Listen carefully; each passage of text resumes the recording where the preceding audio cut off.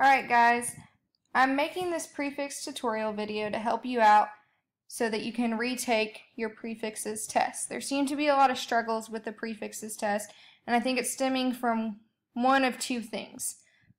The first thing would be that you don't have your prefixes and definitions memorized. If you don't have that done, then you're not going to be successful on the test. And then the other thing is that you're struggling with picking up on those context clues within the sentences. So we're going to work through this tutorial worksheet together and just some tips and approaches for taking a prefix test, or in the future we'll be doing roots and suffixes. So let's get started. So a good clue or hint for starting the prefix test would be to ensure that you can write all the prefixes and their definitions. So we're going to do that together real quick. So we're going to start with prefix set 1, which was hyper and super, meaning above or over. And then our next one, the antonym of hyper, was hypo, which means below and under.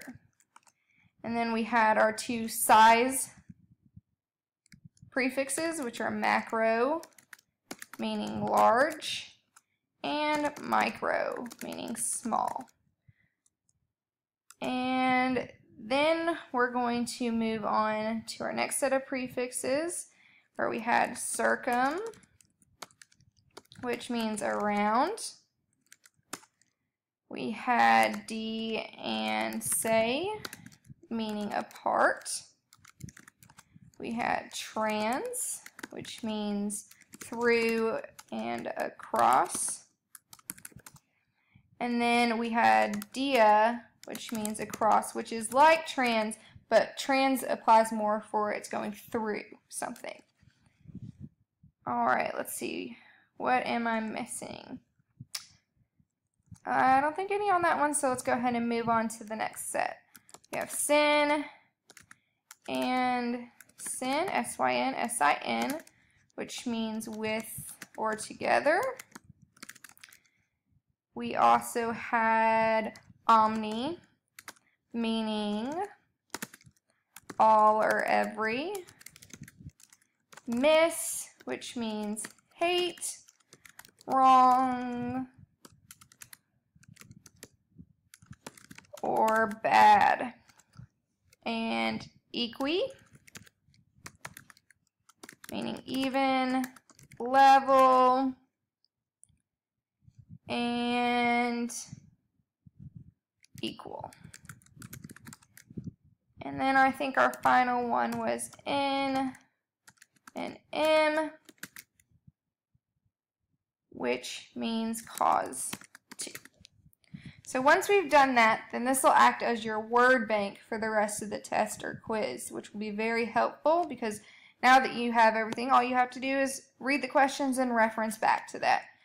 So together we're going to answer a few of these, and then I'm going to hand off the baton to you to answer some on your own. So which prefix, meaning to cause, should T Swift use in her new song, Look What You Made Me Do? So I want you to take a second, go ahead and write down that question. Pause the video if you need to, and then we're going to work on answering that together and go through some steps to answering that. Alright, so what we're going to do as we go through each question is we're going to highlight those key or important words that are context clues that will help us answer the question. So really, this part should Taylor Swift use in her new song, Look What You Made Me Do, is not important. What's important is we're looking for the prefix that means to cause. So we're going to go and highlight to cause right there.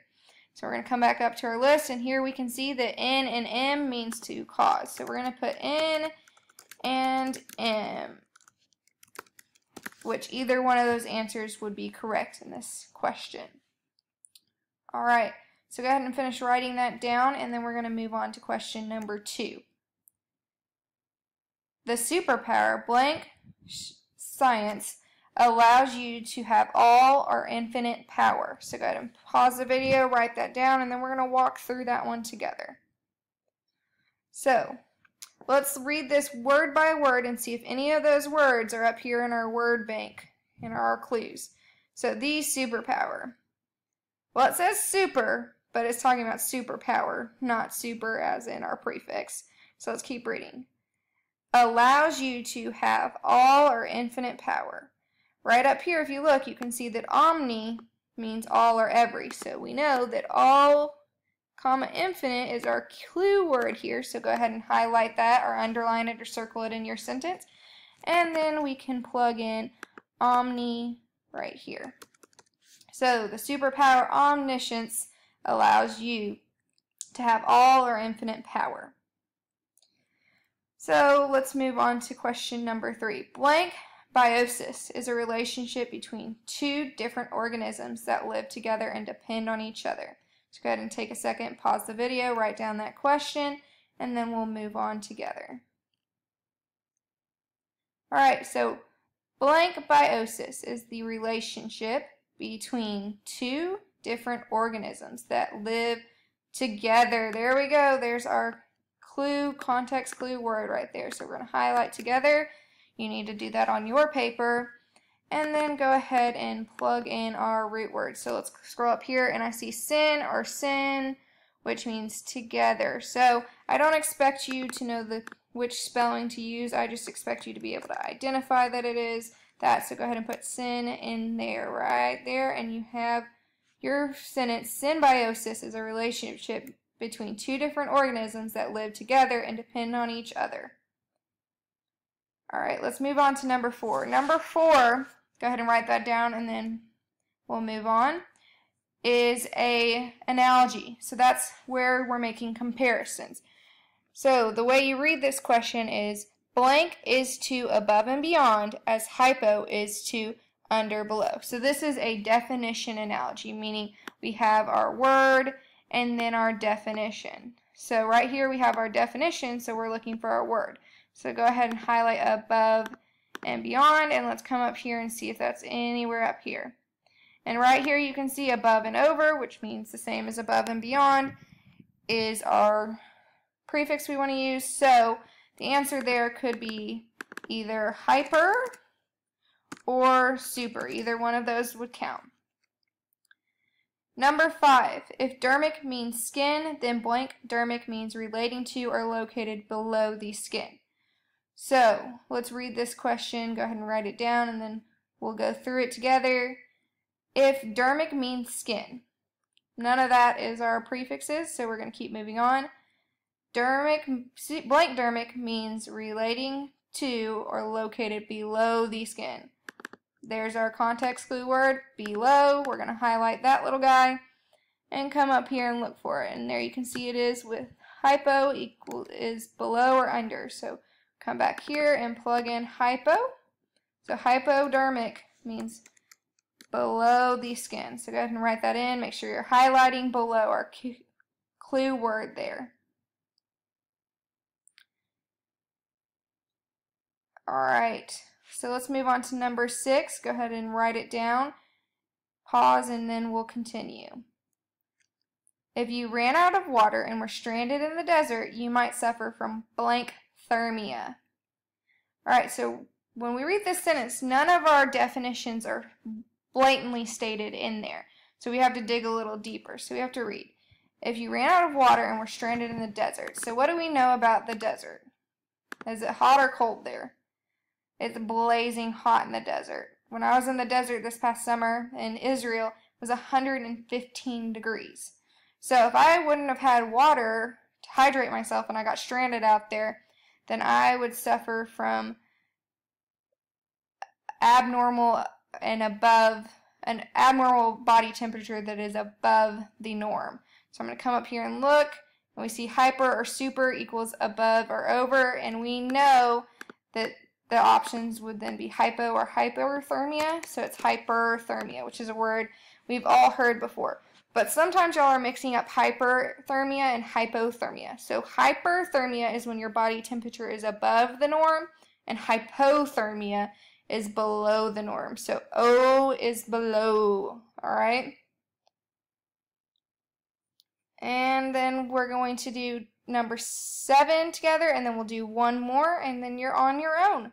So the blank fram is the large flat muscle that goes across the body of the chest cavity to help with breathing. Write that down, and then we'll answer this together. Alright, so I see actually 2 of our clue words in this sentence. I see large and across. But is this the only large muscle in the body? Because I'm pretty sure you have large muscles in your legs, all over your body, and your back. You have those dorsal muscles on your back that are very large. So what's more important and is more of a defining feature of this particular muscle is that it goes across the bottom of the chest cavity. So we come up here, look for our different definitions, and I see, well, both of these mean across. So it means one means through and across, and the other one means across. So we got to think, does this muscle go through and across our body or just across our body? Which one would be the best choice? So you have to narrow it down, and you have to think through that, and it's actually diaphragm is the name of that muscle. Alright, so I'm going to let you do 8, 9, 10, and 11, and 13 on your own, but I'm going to work through number 12 with you. The size of an elephant's ears make it a blanktious animal. So none of our root words are none of our prefix clue words are directly stated in this sentence, but we do see the word size, and we know that 2 of our root words pertain to size. Prefixes pertain to size, and those are macro and micro. So we also then have to look at what kind of animal are we talking about? We're talking about an elephant. So what are the size of the elephant's ears? Are elephant's ears small, or are they large compared to your ear size? If you have ears that are bigger than an elephant's, you might want to get that checked out, because the answer for this would be macro. So the size of the elephant's ears make it a macrocious animal, meaning an animal with large ears. And then to help you out, I'll read through the rest of these questions, but you need to write the sentences and their answers down on your own. So light passes through thin leaves because they were blank lucent. Number 8. Write that down and answer it. Then number 9, the ship could not go through the island, so it had to blank it. A, circumnavigate. B, transcross. C, navigate. D, circumcross. Then number 10, in science we had to blank sect a frog, cutting it apart and examining each organ. Blank sect. And number 11, the aliens that attacked Earth are blank anthropes, meaning they despise mankind. And number 13, which of the following words means above and beyond all nature? A, macronatural. B, hyponatural. C, supernatural. Or D, superable. Now, a little hint for this would be Sam and Dean are characters in this show. Alright guys, so once you've gone through this tutorial, you've written down all 13 questions, you've highlighted those key context clue words and answered them, you need to turn that into me. And also, to prove that you've watched this video, you need to know the answer to the following question. And since Moose is sitting right next to me as I make this video, we're going to use him in it. So, the question is, when is Moose's birthday? And his birthday is May 23rd, 2015. So once you've done all 3 of these questions, turn them in to me on notebook paper, and you can tell me when my dog's birthday is. And you can also make your own word bank like I did up here. You may retake this test. Alright guys, and also to end this video on a happy note, there's a picture of Moose on his last birthday. So make sure you can tell me when his birthday was and that you can do all the other requirements for taking this test again.